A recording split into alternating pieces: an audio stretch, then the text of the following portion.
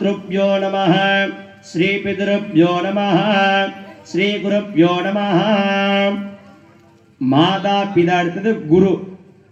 நமக்கு கல்வி சொல்லிக் கொடுத்த குரு, தொழில் சொல்லிக் கொடுத்த குருவை இந்த தருணத்தில் மனதார எல்லாரும் பிரார்த்தனை பண்ணி கும்பிட்டுங்க.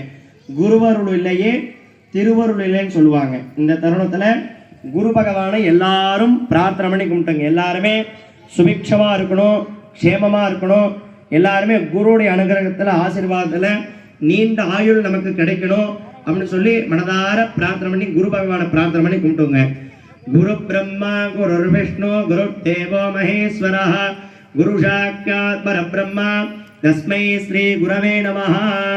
குரவே சர்வலோகானாம் பிசஜே பவரோகிணாம் நிதகே சர்வ வித்யானாம் ஸ்ரீ தட்சிணாமூர்த்தகே நமः. ஸ்ரீகாந்த த்ரிகிணோபமன்யுதபனः ஸ்கந்தேந்தரத்யாயயः பிராஜேனாங்குரோः பயஸ்ய கருணா தேசாங்கதா கௌரவம் त्वं सर्वाद गुरोण्यमन्नि बभुषो मन्दस्मिदालङ्कृतं चिन्मुद्राङ्गिलमुद्रपाणिनगिनं चिन्दे शिवं कुर्महे. सद्गुरु शरणारविन्दाभ्यां नमो नमः. மாதா பிதா குரு அடுத்து தெய்வம். தெய்வங்கள்ல முதல் தெய்வம் அப்படின்னு கேட்டால் நம்மளுடைய குலதெய்வம் இல்லைங்களா?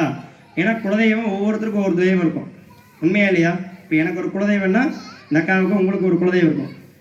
பொதுவாக நம்ம வழிபாடு பண்ணுறதுன்னு கேட்டோம்னாக்கா நம்ம சமயமுறை மாரியம்மனை நம்ம வழிபாடு பண்ணுறோம் இல்லைங்களா? அது நமக்கு இஷ்ட தெய்வம். புரியுதுங்களா? இந்த கிராமத்தை சார்ந்த அத்துணை நண்பர்களுக்கும் இந்த பொதுவான இவ்விடத்திலே சமயபுர மாரியம்மன் இஷ்ட தெய்வமாக நம்ம வழிபாடு பண்ணுறோம் இல்லைங்களா?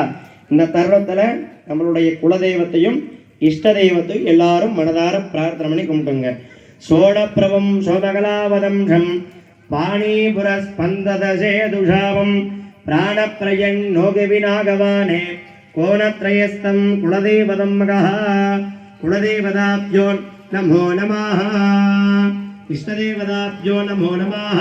சமயபுர சீதளா மகாமாரி பட்டாரிகா ஸ்வரூபாய இச்சாஞான கிரியா ஸ்வரூபிண்யாயாः ஸ்ரீமாத்ரே மகாராஜ்ஞி ஸ்ரீமத் சிம்மாசனே ஸ்வரூபிண்யாயாः समयपुर महापट्टारिका अनुग्रह आशीर्वाद प्रसाद बल सिद्धिरस्तु.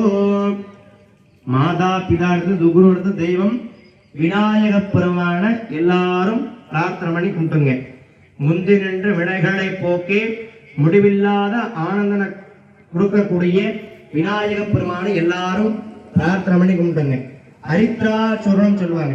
எது சாமி முதல்ல பிள்ளையார் வழிபாடு பண்றோம் அப்படின்னு சொல்லி எல்லாரும் தெரிஞ்சுக்கணும். ஏன்னா ஒரு பூஜை ஏனோ தானோ செய்யல, எந்த ஒரு பலாபலன் கிடையாது அப்படின்னு சொல்லி சாஸ்திரங்கள் சொல்லப்படுகின்றது. அந்த பூஜைக்கு உண்டான விளக்கத்தை தெரிஞ்சுட்டு பண்ணனாக்கா அந்த பூஜை பலனானது நமக்கு 2 மடங்காக கிடைக்குதுன்னு சொல்லி சாஸ்திரங்கள் சொல்லப்படுகின்றது. அதனால விநாயகப் பெருமானை எல்லாரும் மனதார பிரார்த்தனை பண்ணி கொண்டு